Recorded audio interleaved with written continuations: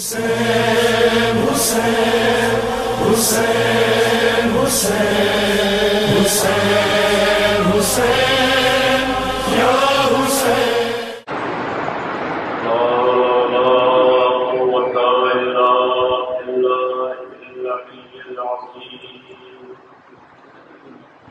اعوذ باللہ من الشیطان الرجیم بسم اللہ الرحمن الرحیم الحمد للہ رب العالمین والعاقبۃ للمتقین والجنة للموحدين مولانا ومولى الثقلين جميل الحسن والحسين بالقاسم اللهم صل على محمد وآل محمد وعلى آل الطاهرين المعصومين المظلومين سيما على بقية الله في العالمين أما بعد فقد قال الله تبارك وتعالى في القرآن المجيد وهو أشرف الصادقين وقالوا الحق بالحق بسم الله الرحمن الرحيم وقل يا أيها الذين آمنوا إنكم عنكم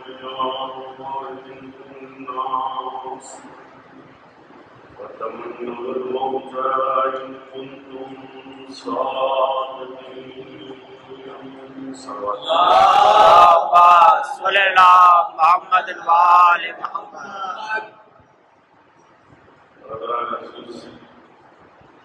اس سے قبل کے برہم میں خدمت میں کچھ آرائز بائے میں لوگوں سے گزارش ہے ایک مرتبہ سورہ رحمان تین مرتبہ سورہ قرآن کی تلاوت فرما کر مرحوم سید مظفر حسن ابن سید جواد حسین مرحومہ سیدہ سرنسا بنت سید معشوق حسین کے ساتھ اللهم صل على محمد وآل محمد قرآن کریم کی اس آیت کریمہ کو میں نے آپ کے سامنے پڑھنے کا شرف حاصل کیا ہے۔ یہ سورۃ الجمعہ کی آیت مبارکہ ہے، اس میں پروردگار عالم اپنے حبیب سے رحمت للعالمین سے اپنے پیغام اور میسنجر پہنچانے والے اور اپنے آخری نبی جس پر قرآن کی شکل میں اپنے عوامر اور حکم کا اظہار پیغمبر کہہ دیجیے یا ایھا الذین آمنوا تمنوا اولیاء الناس وتمنوا الموت ان کنتم صادقین، یاد دلا دیجیے، کہہ دیجیے لوگوں کو، پیغام پہنچا دیجیے کہ ہم نے ان کے اوپر نعمتیں بھیجنے کے بعد تصورات اور تصدیقات میں کرنا۔ جو لوگ سوچتے تھے ہم نے اس کو حقیقت میں بیراہن کی شکل دے کر ہم نے اس کو اظہار کیا، ظاہر کیا کہ جو نعمتیں اللہ کی طرف سے ہیں، جو نعمتیں پروردگار کی طرف سے ہیں، وہ انسان سمجھے۔ اور ہم پیغمبر آپ کو حکم دے رہے ہیں کہ آپ کی نعمت کو ایک ایک رحمت کو لوگوں کو گنوائیں، بتائیں کہ ہماری یہ نعمت ہے، ہماری یہ نعمت ہے، ہماری یہ نعمت ہے اور یہ ہماری رحمت ہے، یہ رحمت تمہاری شامل حال ہے، اس نعمت سے تم نے استفادہ کیا۔ پیغمبر بتاتے رہیے، اس میں کنٹینیور سے کنٹینیو بتاتے رہیے، پیغمبر یاد دہانی کراتے رہیے، بتاتے رہیے لوگوں کو کہ ہم نے تم کو ہدایت کے دو راستے دیے۔ بسم اللہ الرحمن الرحیم انا ہدیناہ السبیل اما شاکرا و اما کفورا۔ کہ ہم نے صرف دو راستوں کو معین کیا، ایک راستہ شکر کا راستہ ہے اور دوسرا راستہ کفر کا۔ یہ بھی ایک ہدایت کی منزل ہے، یہ بھی ایک نعمت ہے، یہ بھی ایک رحمت ہے۔ اگر کوئی انسان صحیح راستے پر آ جائے تو رحمتوں کا نزول اس کے سامنے اس طریقے سے اٹھنے ٹیکنے لگے کہ جس طریقے سے درخت کسی اپنے ماتحت کے سامنے اٹھنے ضرورت ہے۔ لہذا اگر صحیح راستہ اختیار کیا تو انسان کے لیے رحمتیں ہیں، نعمتیں ہیں، اور اگر غلط راستہ اختیار کیا تو اس کا مطلب یہ ہے کہ نہ رحمت خدا شامل حال ہے اور نہ نعمت خدا۔ لہٰذا اللہ کے نبی کو یہ حکم مقبول یا ایھا الذین، پیغمبر بتاتے رہیے لوگوں کو، اس میں کنٹینیوس ہوتے نہیں، یہ ذکر تھمنا نہیں چاہیے، یہ ذکر رکنا نہیں چاہیے، اس میں بریک نہ ہو بلکہ مستقل پرماننٹ بتاتے رہیے۔ یہ قرآن بتانے جو فیصلہ قرآن میں ہے، پیغمبر نے بتایا، انبیاء کرام نے بتایا، اولیاء نے بتایا، اہل بیت نے بتایا، علماء نے بتایا، اور یہ تسلسل رکنے والا نہیں ہے۔ کوئی اگر چاہے کہ ہم روک دیں وہ غلط سمجھ رہے ہیں، وہ غلط سوچ رہے ہیں، کیونکہ قرآن کا وعدہ ہے اور اللہ کا وعدہ ہے کہ ہم نے اس کو نازل کیا ہے اور ہم ہی اس کی حفاظت کرنے والے ہیں۔ یہ قرآن ہے، یہ ذکر ہے۔ پیغمبر بتاتے ہیں لوگوں کو نعمتوں کے بارے میں، رحمتوں کے بارے میں کہ رحمتیں کیا ہے، بارش کیا ہے، اولاد کیا ہے، مرد کیا ہے، عورتیں کیا ہیں، بچے کیا ہیں، قرآن کیا ہے، اہل بیت کیا ہے۔ یہ تمام نعمتیں ہیں، یہ تمام رحمتیں ہیں۔ اور جب تم ان نعمتوں کا ذکر کر دو لوگوں کے سامنے، لوگوں کو دیکھو کہ لوگوں کے اندر کیپیسٹی کتنی ہے، ان کے اندر ذہن کتنا ہے، ان کے اندر صلاحیت کتنی ہے۔ وہ چاہتے ہیں کہ ہم دین لیں یا نہ لیں، وہ چاہتے ہیں کہ ہمارے اندر محبت دین ہو یا نہ ہو، وہ چاہتے ہیں کہ نہیں چاہتے ہیں۔ پیغمبر بتاتے رہیے، آپ کا کام رکنا نہیں چاہیے۔ لوگوں کا زمانہ دیکھنا ہے کہ لوگ منشاء دین اپنے اعتبار سے چلانا چاہتے ہیں یا دین کے اعتبار سے چلنا چاہتے ہیں۔ صلوات پڑھیے محمد صلی اللہ محمد وآل محمد۔ پہنچ جائے گا، لیکن آپ متوجہ رہیے، غور فرمائیے گا کہ اللہ نے قرآن کو ایک میسج بنا کر پیش کیا لوگوں کے سامنے کہ تاکہ انسان اس کے ذریعے ہدایت پائے، اور جب ہدایت پا جائے تو اس کے لیے راستے ہیں، خود رحمتوں کے راستے ہیں، نعمتوں کے راستے ہیں، اچھائیوں کے راستے ہیں، برائیوں کے راستے ہیں۔ اللہ نے انسان کو مجبور بنایا، مختار بنایا ہے، مختار آزاد بنایا، اشرف المخلوقات بنایا، مگر اس کا مطلب یہ نہیں ہے انسان گرامی کہ اس کو آزاد چھوڑ دیا۔ مختار کا مطلب یہ نہیں ہے کہ جو چاہے وہ کرے، مختار کا مطلب یہ نہیں ہے کہ منشاء دین میرے مطابق ہونا چاہیے، منشاء انسانیت یہ نہیں ہے کہ قرآن کا فیصلہ میرے مطابق ہو، منشاء انسانیت یہ نہیں ہے کہ ایک آدمی میرے مطابق اور منشاء کے اعتبار سے تقریر کرے، منشاء دین یہ نہیں ہے کہ امام بارگاہ میری نظر اور میری منشاء کے اعتبار سے چلے گا۔ یہ طریقہ آپ اور ہم کو دین کے اعتبار سے چلنا ہوگا، ہم اور آپ کو قوانین امام بارگاہ ماننا ہوگا، ہم اور آپ کو مسجد کے قوانین کو ماننا ہوگا، ہم اور آپ کو منشاء دین کے اعتبار سے چلنا ہوگا، نہ یہ کہ ہم منشاء دین کو خود اپنے اعتبار سے چلائیں۔ ہم چاہیں جو دین اور آج متاسفانہ یہ اس گروہ کے لوگ اور اس فکر کے لوگ بڑی توجہ سے، بڑی باریکی سے میں جملات کر رہا ہوں خدمت میں، اور بڑی ذمہ داری کے ساتھ کر رہا ہوں۔ پبلک کے اندر دو قسم کے لوگ ہیں، اور بھی ہو سکتے ہیں مگر میری عقل کے مطابق۔ ایک وہ لوگ ہیں کہ جو چاہتے ہیں کہ دین ہماری عقل کے مطابق چلے، اور ایک وہ لوگ ہیں کہ ہم دین کے مطابق چلیں۔ لیکن دو قسم کے لوگ ہیں، دین ہماری مطابقت میں ہو، جو ہم چاہیں ویسا ہو، جیسا ہم چاہیں ویسا مولانا پڑھیں، جیسے ہم چاہیں اس وقت نماز ہو، جس وقت ہم چاہیں مجلس ہو، جس وقت ہم چاہیں عزاداری ہو، جس وقت ہم چاہیں، یعنی منشاء دین ہماری وجہ سے ہو۔ قرآن جب تلاوت ہو تو جب ہم چاہیں جب ہو، ہر ایک چیز منشاء دین۔ عزیزان گرامی، دین منشاء انسان عقل نہیں ہے،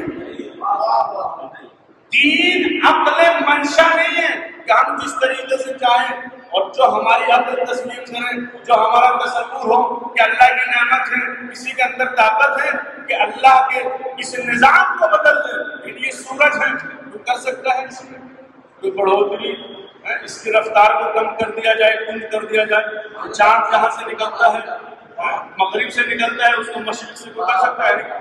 تو جب اللہ کے ان نظام میں کہ جس میں انسان کا تداخل نہیں ہے، اس نظام کے اندر انسان کے اندر اتنی صلاحیت نہیں ہے کہ اس کے اندر کوئی تداخل کر سکے، تو اللہ کی بھیجی ہوئی کتاب، اللہ کا بھیجا ہوا انسان کو کس نے اختیار کیا اس کے اندر دخل اندازی کرے؟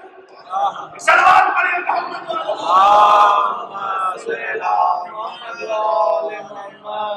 کس نے اختیار کیا انسان کو؟ یہ ظاہری زاویہ ہے، یہ جو زندگی ہے، یہ چاند ہے، یہ سورج ہے، یہ خلائے ہیں، یہ ہوائیں ہیں، اس کے اندر انسان کے اندر طاقت نہیں ہے کہ ان کے اندر ذرہ برابر بھی تداخل کر سکے. تو جو اللہ کا پیغام ہے، قرآن ہے، حدیث ہے، سنت ہے، اہل بیت کرام کا فرمان ہے، تو اس کے اندر کس نے اس کو اجازت دی اس انسان کو کہ اس کے اندر تداخل کرے کہ دین ہماری منشا کے اعتبار سے ہو، جس طریقے سے ہم چاہیں تو دین ویسے چلے. اگر انسان یہ سوچتا ہے تو اس کا راستہ صحیح نہیں ہے کہ دین ہماری عقل کے مطابق ہو. یہ فکر تو اماموں نے بھی نہیں کی. نعوذ باللہ من ذالک، انا للہ و انا الیہ. بعض گروہ سے پیدا ہو گئے ہیں. عزیزان گرامی باریکی ہے، ذرا اس کو سوچئے گا کہ کچھ گروہ ایسے بن گئے ہیں کہ جو ہم چاہیں گے ویسا ہوگا، دین جیسے ہم چلائیں گے ویسے. یاد رکھے گا دین آپ کا اور میرا محتاج نہیں ہے، ہم دین کے محتاج ہیں. دین ہمارا محتاج نہیں ہے. سورج کل نکلتا تھا کل بھی ویسے نکلے گا، چاند جیسے نکلتا تھا ویسے. اللہ کا پیغام آپ نہیں سنائیں گے تو کوئی اور سنائے گا، ہم نہیں بیان کریں گے تو کوئی اور ذاکر بیان کرے گا، ہم نہیں پڑھیں گے تو کوئی. یاد رکھے گا کہ پروردگار عالم میرے اور آپ کے سجدوں کا محتاج نہیں ہے، ہم اور آپ اس اللہ کے محتاج ہیں. ہم اور آپ محتاج ہیں. اگر آپ اور ہم سجدہ نہیں کریں گے اللہ کی ذات کو تب بھی اللہ ہی، تب بھی وہ پروردگار ہے، تب بھی وہ وحدہ لا شریک ہے، کوئی فرق نہیں ہے اس کی ذات کے اوپر. لیکن منشائے دین کو اس طریقے سے گھما کر پیش کیا جا رہا ہے دنیا کے سامنے کہ ہماری مرضی ہے، جب ہم چاہیں گے، جب اٹھیں گے، جب ہم چاہیں گے تب ہماری مرضی ہے. ہر پروگرام کو ہم اسی اعتبار سے کریں گے، ہر دین کے منشے کو اسی طریقے سے. عزیزان گرامی زمانہ بدل چکا ہے، زمانے میں چینجنگ آ گئی بہت زیادہ. یاد رکھے گا زمانہ نہیں بدلتا ہے، زمانہ اپنی جگہ پر مستقیم ہے، زمانہ اپنی جگہ پر قائم ہے. غور کیجیے گا، توجہ چاہ رہا ہوں جملے کے اوپر. زمانہ اپنی جگہ پر قائم ہے. جہاں سے سورج روز نکلتا تھا وہیں سے آج نکلا، وہیں سے کل نکلے گا. جہاں سے ستارہ نکلا وہیں سے کل نکلے گا. زمانہ نہیں بدلتا ہے، لوگ بدلتے ہیں. زمانے کے اندر تغیر نہیں ہے، لوگوں کے اندر تغیر ہے. لوگ بدلتے ہیں. ایک سلوات پڑھیے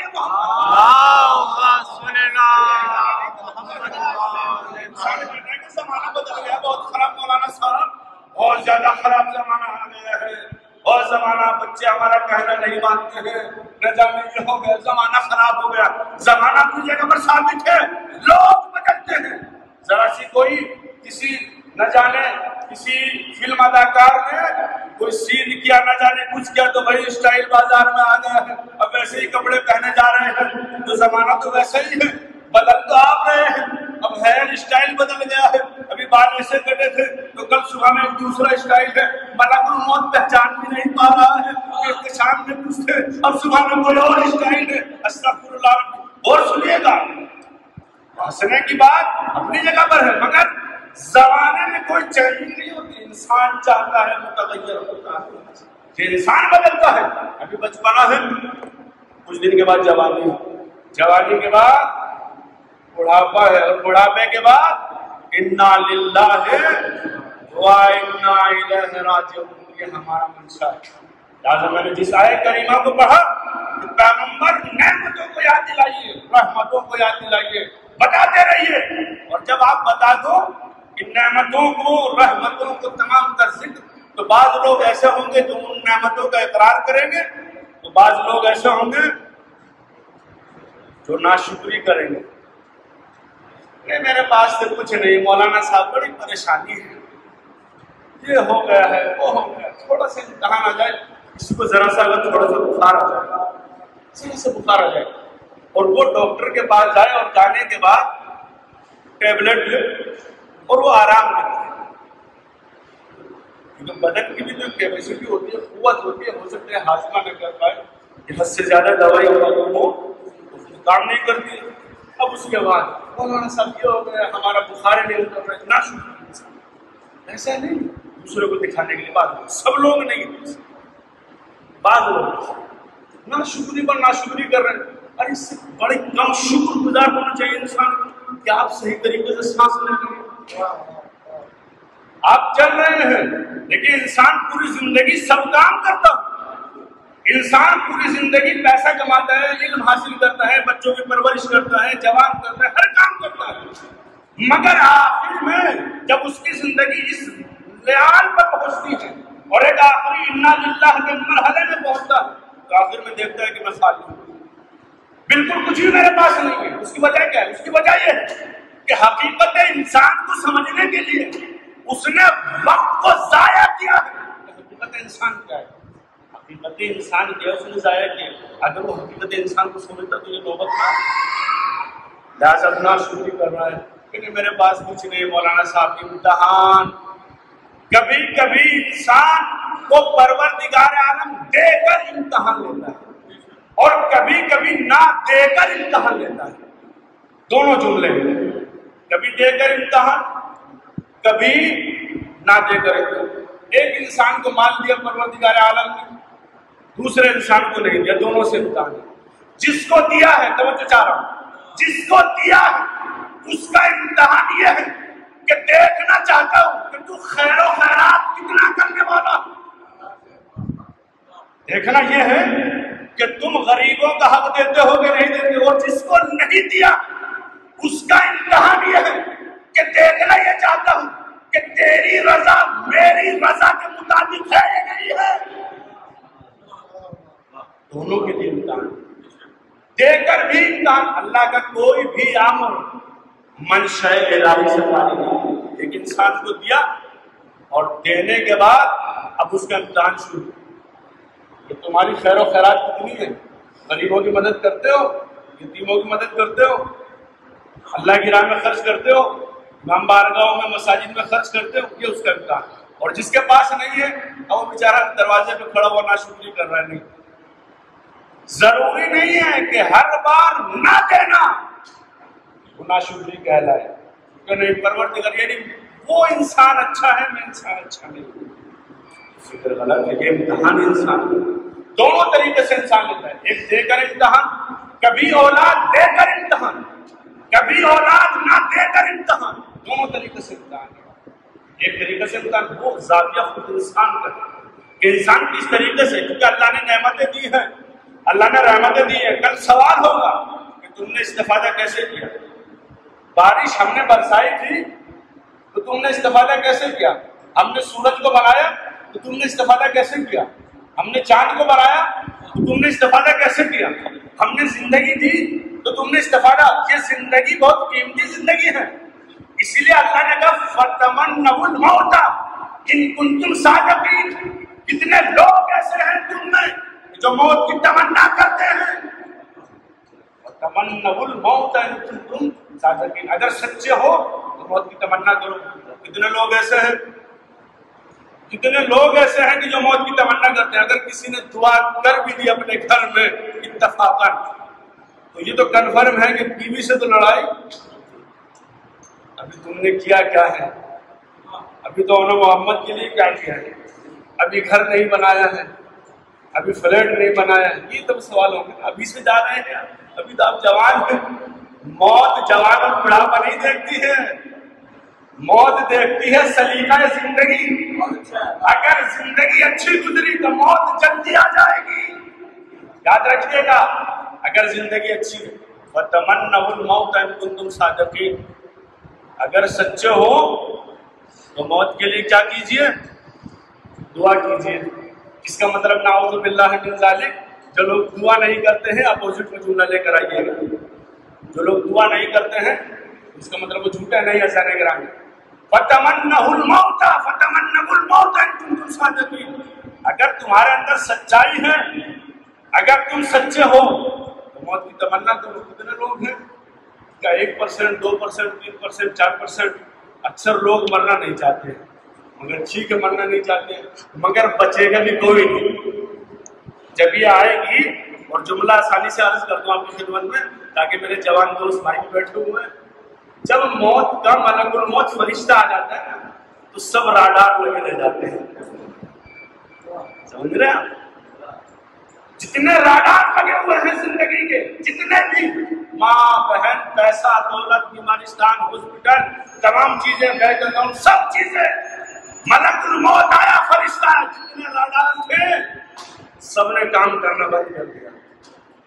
مگر حیثیت انسانیت دیکھیے آپ، اگر کوئی چاہتا ہے کہ راڈار اس کا لگا رہے، لیکن توجہ چارہ بزانے گرام، اگر کوئی چاہتا ہے کہ اس کا راڈار لگا رہے، یعنی کیا مطلب کہ ملک الموت آئے اور آنے کے بعد خود مرنے والے سے اجازت طلب کرے. اگر کوئی انسان چاہتا ہے کہ مرنے والے سے ملک الموت اجازت طلب کرے تو اس کو لفظ موت کا کام کرنا ہوگا، زندگی کو بہتر بنانا ہوگا تاکہ آنے والا سوال کرے. اجازت ہے کہ میں تمہاری روح کو قبض کروں؟ ہے ایسا کوئی بشر، ہے ایسا کوئی انسان؟ مگر مثال دیتا ہوں، آئیے ذرا کربلا میں عاشور، روز عاشور، صدائے علی اکبر، اللہ اکبر. اصحاب امام حسین آگے بڑھے، کہا نماز کا وقت ہو رہا ہے. امام نے جملہ فرمایا، جعلک اللہ للمصلین، کہ اللہ تم کو نمازیوں میں کراتے. مصلی پہ بچھا حسین نے اللہ اکبر. غور سے سنیے گا، محفل میں لے کے جملے پاس، اللہ اکبر. سعید و زہیر آگے بڑھے. کون آگے بڑھے؟ سعید اور زہیر. کیوں آگے بڑھے؟ کہ کوئی ایک بھی تیر حسین کے جسم پہ بستہ نہ ہو. جیسے جیسے حسین نماز ادا کر رہے ہیں، سعید اور زہیر بھی ویسے ویسے ہی ارکان انجام کر رہے ہیں. رکوع میں حسین بن علی، سعید و زہیر، جتنے تیر آ رہے ہیں، جتنے ظالموں کے تیر آ رہے ہیں، سب سعید و زہیر اور دونوں ایک دوسرے سے. ابھی مسائل کا جملہ نہیں ہے، میں گوشہ فضائل بیان کر رہا ہوں آپ کے سامنے کہ موت حقیقت پر کیسے کام کرنا چاہیے. جیسے تیر آ رہے ہیں تو دونوں گفتگو کر رہے ہیں سعید و زہیر، کہ سعید و زہیر سے کہہ رہے ہیں کہ کوئی بھی تیر ہماری بغل سے برابر سے نکل کر حسین بن علی کی جان نہ چھوڑے. دونوں نے سپر بنے ہوئے ہیں. جو ارکان حسین بن علی انجام دے رہے ہیں وہی ارکان سعید و زہیر. پوری پیاس کی شدت ہے، خون نہیں ہے بدن میں، پانی بھی نہیں ہے، 3 دن کے پیاسے ہیں، مگر جذبہ موت دیکھیے اور ملک الموت کی حیثیت دیکھیے. خود حسین بن علی نے جب سلام پھیرا اور پھیرنے کے بعد سعید و زہیر نے حسین بن علی کی طرف دیکھا اور ایک جملہ کہا، فاطمہ کے لال اجازت ہے روح کو جانے دیں.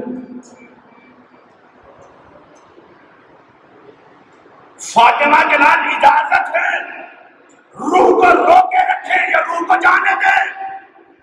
یہ ہے سلیقہ موت. اتنی کیپیسٹی یہ کہاں سے آئی؟ یہ شجاعت، یہ بلبلہ کہاں سے آیا؟ کون ہے سعید و زہیر؟ اب انسان ہمارا چاہنے والا مسلمان بھائی شیعہ کہہ دیتا ہے کہ نہیں ہم عمل میں بہت پیچھے ہیں، ان کا رتبہ بہت اونچا ہے، وہ نورانی ہے، ہم خاکی ہیں، مولا کائنات کی بڑی فضیلت ہے. تمام اپنی جگہ پر، مگر یہ جملہ کہہ کر اپنے آپ کو نا امید کر لینا سب سے بڑی غلطی ہے. یہ سعید و زہیر ہے کہ جو حسین کو موت کے حوالے سے سمجھ رہے ہیں. موت کیا شے ہے، موت کیا چیز ہے، تاکہ مرتبہ موت ہو. ملک الموت خود سعید الزہر روک دیتے ہیں تو آپ نہیں روک سکتے؟ کون ہے سعید الزہر؟ پڑھیے گا. اجازت ہے روح کو جانے دیں یا روکے رکھے روح کو؟ آپ کے اندر کیوں وہ کیپیسٹی پیدا نہیں ہو سکتی ہے؟ بس یہ جملہ کہہ کر کے نہیں، ان کا مرتبہ بہت اونچا ہے، ہمارا مرتبہ بہت، اس میں کوئی شک نہیں ہے، مگر اپنے آپ کو نا امید کر لینا کہ نہیں، ہمارا مرتبہ تو بہت افضل ہے. اللہ نے اشرف مخلوقات بنایا تاکہ موت اور زندگی کے اوپر کام ہو. اس زندگی کو بہتر بنائیے، اس زندگی کو معتبر بنائیے. اگر چاہتے ہو کہ معتبر بنے تو آپ کو معرفت حاصل کرنی ہوگی، اور اگر معرفت حاصل نہیں ہوگی تو انسان کیسے عمل کرے گا؟ ہے اس کے پاس کوئی راستہ؟ کوئی بھی راستہ نہیں ہے. وَتَمَنَّوُا الْمَوْتَ إِن كُنتُمْ صَادِقِينَ، اگر سچے ہو موت کی تمنا کرو اور زندگی کو بہتر بناؤ. اگر زندگی بہتر نہیں تو موت بڑی شدت سے آئے گی. موت بہتر بنانے کے لیے زندگی کو بہتر بنانا ہوگا، اور یہ زندگی کے دو رخ ہیں. ایک زندگی اچھی زندگی، ایک زندگی بری زندگی. اس دنیا میں دونوں زندگی آتی ہے. کوئی بھی انسان ہو، ہمارے والدین ہو، آپ کے والدین ہو، کسی کی ماں ہو، بہن ہو، کوئی بھی ہو، نظریہ کوئی بھی ہو، کنسیپٹ کوئی بھی ہو، عقیدہ کوئی بھی ہو، یہ دونوں پہلو ہر ایک کے ساتھ ہیں. ایک اچھی زندگی، ایک بری زندگی، دونوں یاد رہتے ہیں. انسان کی موت واقع ہوتی ہے، کل نفس ذائقۃ الموت، ہر ایک نفس کو موت کا ذائقہ چکھتا ہے. جیسے اس کی موت ہوئی، گھر والے عزیز اٹھے اور اس کو لے جا کر قبرستان میں دفن کر. دفن کرنے کے بعد آئے، اس کے بعد کچھ لوگ جمع ہیں، اور انسان جو مرا ہے، جس کا انتقال ہوا، اس کی زندگی کے بارے میں گفتگو کی جا رہی ہے. کچھ لوگ کہہ رہے ہیں کہ اچھا آدمی تھا، کچھ لوگ کہہ رہے ہیں کہ برا آدمی تھا. پتہ یہ چلا کہ آپ جو دفن کر کے آئے ہیں وہ زندگی کو نہیں، جسم کو زندہ مجھے لے کر آئے. بات کر رہے ہیں، جو گفتگو کر رہے ہیں، اچھی زندگی ہوگی تو کہیں گے بڑا اچھا آدمی تھا، نیک تھا، مولائی تھا، ماتمی تھا، زدار تھا، نمازی تھا، یہ تمام چیزیں. اور اگر برا انسان ہوگا یہ بہت برا انسان تھا، یہ گالیاں دیتا تھا، یہ بدکردار انسان تھا، یہ بے نمازی تھا، یہ جھوٹ بولتا تھا، سٹے باز تھا، یہ چور تھا، یہ تمام باتیں ہوں گی. تو زندگی کبھی ختم نہیں ہوتی ہے، مرنے کے بعد بھی زندگی ختم نہیں ہوتی. زندگی رما دما چلتی ہے، نسلوں میں چلتی رہتی ہے. یاد کیا جاتا ہے فلاں صاحب بہت اچھے تھے. اس کا مطلب یہ ہے کہ انسان قبرستان میں جسم کو دفناتا ہے، انسان کی زندگی کو نہیں دفنایا جا سکتا. یہ حقیقت ہے. آج وہ کربلا ہمارے سامنے ہے، لوگوں نے حسین ابن علی کا ظاہری جسم کو قتل کر دیا، مگر فکر حسین کو، زندگی انسان کو، زندگی حسین کو، زندگی شہداء کو، زندگی کربلا والوں کو نہیں ہے. کسی کے اندر طاقت، کسی کے اندر نہیں. زندگی کا کام کیجیے، زندگی کو بنائیے. اگر زندگی بہتر ہے، اگر اس زندگی میں زندہ رہنا چاہتے ہو تو زندگی کو بہتر بنانا ہوگا، موت پر کام کرنا ہوگا. اگر چاہتے ہو کہ تا قیامت تک لوگ ہم کو یاد رکھیں تو آپ کو زندگی کو بہتر بنانا ہوگا. یہ مجلسیں، یہ چہروں، یہ برسی، یہ نسواں، یہ دوسرا، یہ کس لیے ہوتی ہے؟ تاکہ ہم حقیقت موت سمجھیں، ہم موت کے اوپر کام کریں، ہم دعا کریں. دعا کرنے سے اس کا مطلب یہ نہیں ہے کہ آج دعا کی تو کل انا للہ ہو گیا. معصومین فرماتے ہیں کہ عمر دراز ہوتی ہے، عمر بڑھتی ہے، مگر ہم الٹا سوچتے ہیں. ہر چیز کو ہم الٹا سوچتے ہیں. نہیں دعا مت کرنا، مر جائیں گے، وہاں مت جانا، وہاں یہ ہو جائے گا، وہاں یہ ہو جائے گا. یاد رکھیے گا، اگر اللہ چاہے گا کسی جگہ پر بھی کوئی بھی دشمن آپ کا بات کی طلب نہیں کر سکتا، کوئی بھی دشمن. اور اگر اللہ چاہے گا تو آپ کو دنیا کی کوئی طاقت نہیں. تبلیغ حسین نے سکھائی ہے کہ اگر سچے ہو تو موت کی. یہ فلسفہ شہادت یہ فلسفہ موت حسین بن علی کا سلیقہ موت ہے۔ موت کوئی مر جانے کا نام نہیں ہے، موت زندگی کا نام ہے، زندہ رہنے کا نام ہے۔ اگر موت مر جانے کا نام ہوتا تو کربلا کب کی ختم ہوتا؟ مر جانے کا نام تازہ زندگی۔ اس پر فلسفہ عصمت کام کرنے کی ضرورت ہے۔ ہر جوان آمادہ ہو، اپنی ڈائری بنائے، اپنا ایک دفتر بنائے کہ ہم کو زندگی میں کیا کرنا ہے، کھیل کود کرنی ہے، یہ ہم کو اپنا فیوچر بنانا ہے، یہ ہم کو کیا کرنا ہے، موت پر کام کرنا ہے۔ سلیقہ موت کیا ہے؟ یعنی ہمارا مرتبہ اصحاب حسین سے بھی بدتر ہو گیا، اس کو حسین بن علی نے ہر جگہ یاد رکھا، شیعہ کو شریف کو ہر جگہ کربلا میں یاد کیا، بعد کربلا یاد کیا، فضیلت بیان کی۔ اور جب منزل عمل ہم گمان میں زندگی گزار رہے ہیں، گمان میں یہ ہو جائے گا، یہ ہو جائے گا، جنت مل جائے گی، یہ مل جائے گا، وہ مل جائے گا، نہ جانے ہم یہ کر دیں گے، وہ ہم گمان میں زندگی ہے۔ جانے گرامی، جنت گمان کا نام نہیں ہے، جنت عمل کا نام ہے۔ عمل کیجئے گا تو جنت ملے گی، گمان سے نہیں۔ کل حسین بن علی بھی سوال کر سکتے ہیں، بڑے چاہتے تھے مجھے، میرے چاہنے والے تھے، کوئی سخت باتیں مگر منبر کا حق ہے کہ بیان ہو۔ کل حسین بن علی بھی سوال کر سکتے ہیں، آپ سے، ہم سے بھی سوال کر سکتے ہیں۔ مجھے چاہتے تھے مگر میرے پیغام پہ عمل نہیں کرتے تھے۔ یہ تو مانا تم نے کہ میں نے شہادت دی مگر خود موت سے بھاگتے تھے۔ یہ تو مانا کہ میں نے صبر کیا مگر خود صابر نہیں تھے۔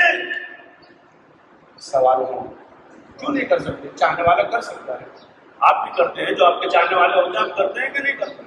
حسین بن علی بھی سوال کریں گے اور جب آیا کا سوال کریں گے کہ اچھا آپ نے میرا ماتم کیا تو یزید کا کیوں نہیں کیا؟ آپ یہ کہیں گے حضور ہم نے آپ کو چاہا، مانا، ماتم کیا۔ امام کہہ سکتے ہیں آپ کہ آخر میرا ہی ماتم کیوں، یزید کا ماتم کیوں نہیں؟ آپ کہیں گے حضور آپ حق پر تھے، تو امام یہ سوال کر سکتے ہیں کہ اچھا حق پر تھے تو آپ دنیا میں حق پر تھے۔ یہ امام سوال کر سکتے ہیں۔ یہ جوان، ہر ایک جوان اپنی زندگی کا پورا لیکچر بنا کر پورے اپنے ذہن میں رکھیں۔ آپ یہ کہیں گے کہ حضور آپ حق پر تھے، تو امام آپ سے سوال کریں گے کہ آپ دنیا میں حق پر تھے، حق بات بولتے تھے منبر سے، جو لوگ چاہتے تھے وہ بولتے تھے؟ کئی بار مجمع میں کوئی بات آ گئی تو آپ حق بولے، حضور وہاں پر ہم نے دیکھا کہ لوگوں کا مجمع بہت زیادہ ہے، وہاں پر دوسرا سوال آئے گا تو میں نے بھی مجمع کی پرواہ نہیں کی تھی، میں نے بھی 9 لاکھ کی پرواہ نہیں کی، 72 کو دیکھا تھا، 72 ادھر ہے، حق ادھر ہے، میں نے بھی 9 لاکھ کی پرواہ نہیں۔ آپ نے لوگوں کی پرواہ کی کہ لوگ وہاں پر قتل ہو جاتا۔ امام حسین آپ سے سوال کر سکتے ہیں اور ہوگا یہ سوال، ایسا نہیں ہے یہ کہ نئی لوگوں کے ساتھ بیان کر رہا ہوں آپ کے سامنے۔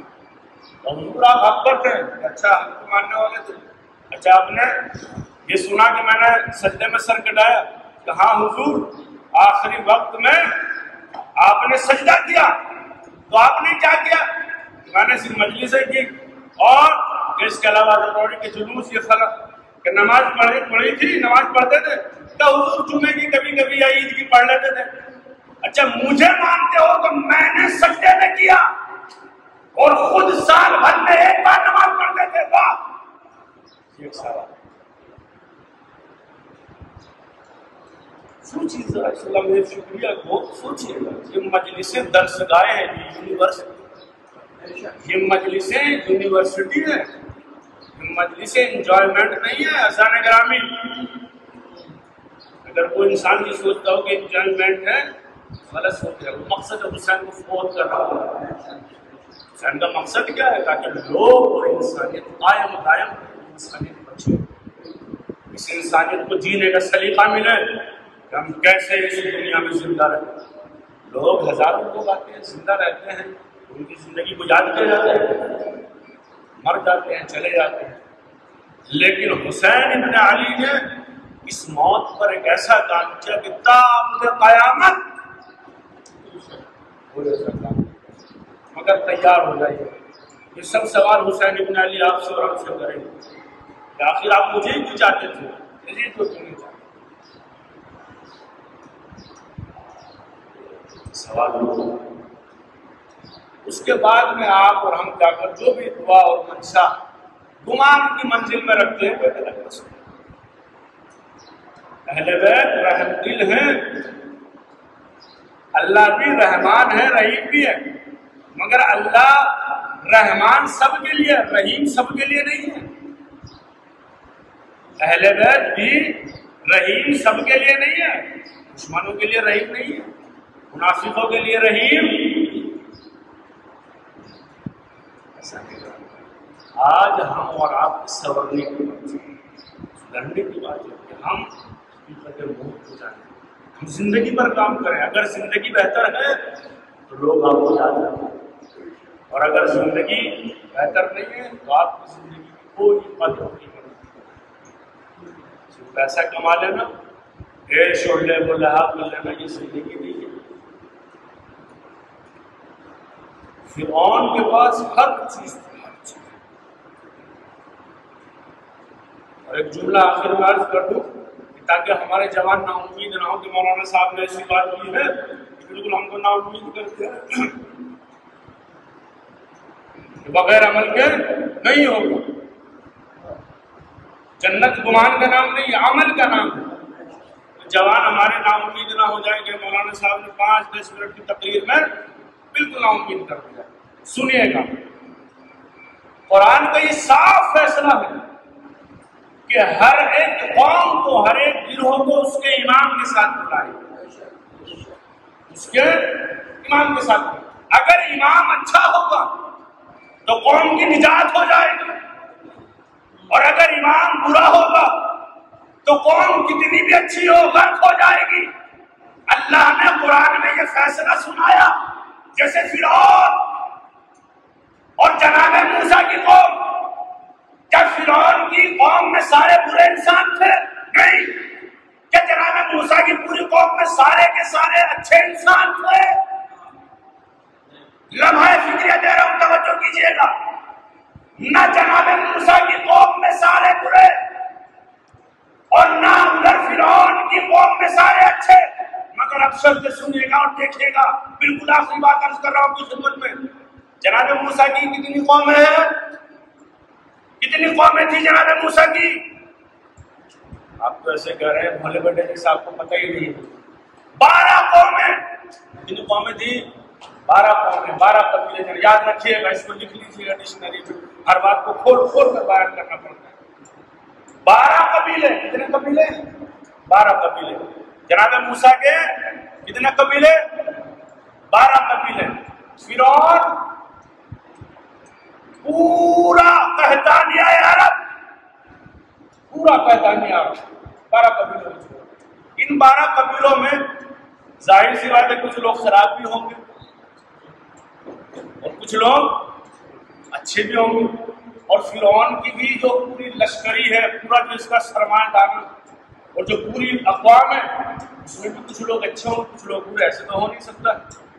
مگر فرعون کیونکہ بنا ہوا ہے امام, اب جناب موسیٰ کو قتل کرنے کی سازش کے لیے بڑھا دریائے نیل کی طرف. وہ ہے نا وہی ہوئی جناب موسیٰ کے, لے جاؤ اپنی قوم کو دریائے نیل اور گزار دیجیے. پیچھے سے فرعون کا لشکر ہے. اب جب یہ لب دریا پہنچے, دریائے نیل, اب یہاں پر قومیں رک گئی. 12 قبیلے جناب موسیٰ کے کھڑے ہو گئے. جناب موسیٰ نے دعا کی پروردگار کیا کام کیا جائے, کیا کروں میں؟ پیچھے سے فرعون آ رہا ہے لشکر لے کر, غرق کر دے گا, تباہ کر دے گا. الہام وحی پروردگار عالم کی جانب سے کہ موسیٰ جو تمہارے ہاتھ میں عصا ہے اس کو دریا میں مار دو. جناب موسیٰ نے دریا مارا, مارنے کے بعد راستہ بن گیا. بڑی آہستہ سے پیش کرو تاکہ جوان سمجھے, بس ایک نقطے کی طرف اشارہ دینا. جناب موسیٰ نے جیسے ہی دریا پر جو ان کے ہاتھ میں عصا ہے ویسائکل حجر, اس کو پانی کا مارا, راستہ بن گیا. اب جناب موسیٰ نے کہا 12 قوموں کو, 12 قبیلوں کو کہ جائیے, گزر جائیے. اب یہ قومیں جو 12 ہیں، جو 12 قبیلے بگڑ گئے تو ہم نہیں گزریں گے، تو وجہ کیا ہے کہ ہم 12 ہیں تو 12 ہی راستے چاہیے. کتنے؟ 12 قبیلے 12 راستے. اب پھر جناب موسیٰ نے دعا کی، یا اللہ قوم مانتی نہیں ہے، لجوج ہے، ہٹ باز قوم ہے. پھر دعا قبول ہوئی، پھر حکم ہوا کہ موسیٰ تمہارے ہاتھ میں عصا ہے، 12 دفعہ مار دیجیے. جناب موسیٰ نے 12 دفعہ مار دیا.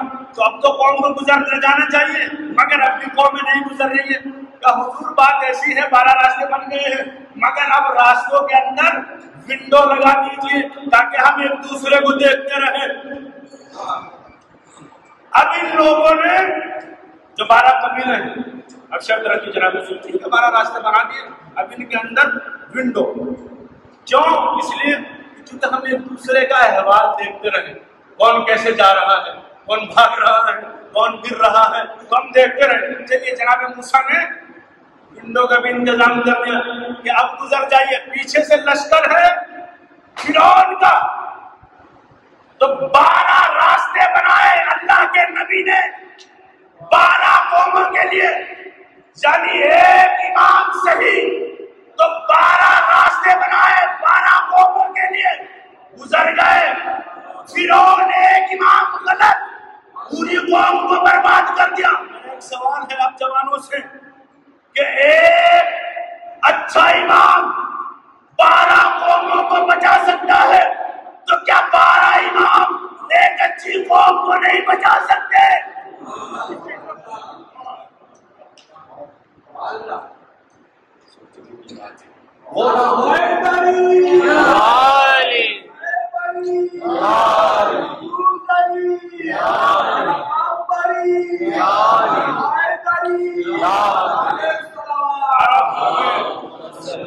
راستے 12 قبیلے حضرت موسیٰ نے 12 دفعہ دریا پر عصا مارا، 12 راستے بن گئے. چونکہ امام اچھے ہیں، امام صحیح ہے، امام حق پر ہے، لہذا 12 قوموں کی نجات ہوتی ہے. اور ادھر فرعون امام بنا ہوا ہے، لہذا امام اچھے ہوں. ایک قوم جس کے 12 امام ہوں، یہ جوانوں کے لیے ویسے ہے، مگر اس کا مطلب یہ نہیں ہے کہ ہم گمان پر بیٹھ جائیں، ہم عمل کریں. کیونکہ کربلا گمان کا نام نہیں ہے، کربلا یقین کا نام ہے، کربلا عمل کا نام ہے. حسین ابن علی نے شہادت وقت اذان تو 2-4 دن میں سنی. حسین ابن علی نے کربلا کو یقین میں بدلا، حسین ابن علی نے کربلا کو عمل میں انجام دیا، پریکٹیکل ریئل میں انجام دیا. حسین ابن علی مدینے سے مکے سے کربلا ہے، چاہتے تو مدینے میں بھی یہ کام ہو سکتا تھا، مگر نہیں، تاکہ یقین ہو، تاکہ منزل عمل میں آئے. ہم عمل دکھانا چاہتے ہیں، ہم عمل کرنا چاہتے ہیں، لہٰذا ہم اور آپ کی ذمہ داری عمل. حسین ابن علی نے اپنی شہادت عمل میں کیا، عمل کیا ہے کربلا میں، چاہے وہ علی اکبر کی شکل کو ہو، قاسم و محمد کی شکل میں عمل کیا، عمل. لہٰذا بغیر عمل کے انما الاعمال بالنیات، ہر نیت کے اوپر ڈپینڈ کرتا ہے ہر عمل. گمان میں زندگی نہیں گزارنی ہے، عمل میں زندگی گزارنی ہے، عمل پریکٹیکل ریئلٹی میں زندگی گزارنی ہے، تاکہ آپ حقیقت موت تک پہنچیں. اور یہ حسین بن علی نے کربلا میں 72 شہداء کربلا دے کر بتایا کہ کربلا یقین اور عمل کا نام ہے. ہم گڑیل جوان کو، نونہالوں کو، بچوں کو، شہزادوں کو کربلا کی زمین ہم اسی لیے خرید رہے ہیں تاکہ ہم کربلا بنائیں اور کربلا کو آباد کریں. دنیا عالم انسانیت میں لوگ گھر خریدنے کے لیے یا گھر بنانے کے لیے زمینیں خریدتے ہیں. کوئی گھر بنائے گا، کوئی بنگلو بنائے گا، کوئی بلڈنگ بنائے گا، کوئی کمپنی بنائے گا. مگر حسین ابن علی دنیا انسانیت کی واحد ذات ہے کہ جس نے کربلا کی زمین کو خریدا اپنے بچوں کو دفن کر. واحد تنہا ذات کربلا کی زمین کو خریدا، اپنے بچوں کو دفن کر دیا، خود اپنے ہاتھ سے کبھی بڑی جوان کے سینے سے برچھی کو نکالا، کبھی بچے شیخار کو پانی اور تشنہ لبی کے نعرے سے بلند کیا۔ ظالموں، اگر میں تمہاری نظر کا قصوروار ہوں، اگر میں ہم نے شرط لگائی کہ اگر میں قصوروار ہوں تو اس بچے نے تمہارا کیا، اس بچے کی کیا پتہ ہے، یہ بچہ تو بہت بھی نہیں سکتا ہے۔ شدت پیاس سے اس کی ماں کا دودھ خوش ہو گیا۔ کربلا آج بھی شدت پیاس کا احساس کرتی ہے۔ جو لوگ جاتے ہیں نا جنوری فروری اپریل میں بھی جاتے ہیں، کربلا کی فضا ایسی ہے تو آج بھی پیاس کی شدت محسوس ہوتی ہے، آج بھی سردی میں۔ اور اس تپتے ہوئے صحرا میں حسین ابن علی کا کیا حال ہے، خانوادے بنی ہاشم کا کیا عالم ہوگا کہ تپتی ہوئی ریت اور بچوں کی آوازیں آلاتش آلاتش آلاتش، منہ چچجان کی پیاس مارے ڈالے، پیاس کا اتنا غلبہ، پیاس کی اتنی شدت، 3 دن کی پیاس ہو اور حسین ابن علی کربلا کے میدان میں لفظ کہیں علی اکبر کہ میرا جوان علی اکبر کہاں ہے۔ روایت لکھتی ہے، بابے بقاتی لکھتے ہیں کہ علی اکبر کالبرق الخاطف، برق بجلی کی طرح توڑا ہوا ہے۔ بابا جان علی اکبر بیٹا اذان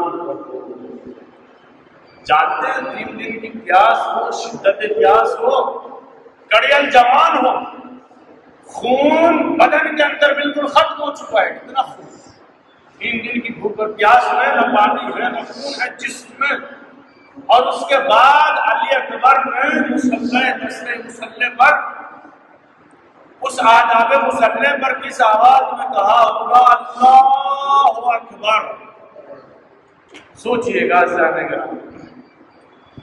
رونے کے لیے تصور شرط ہوتا ہے،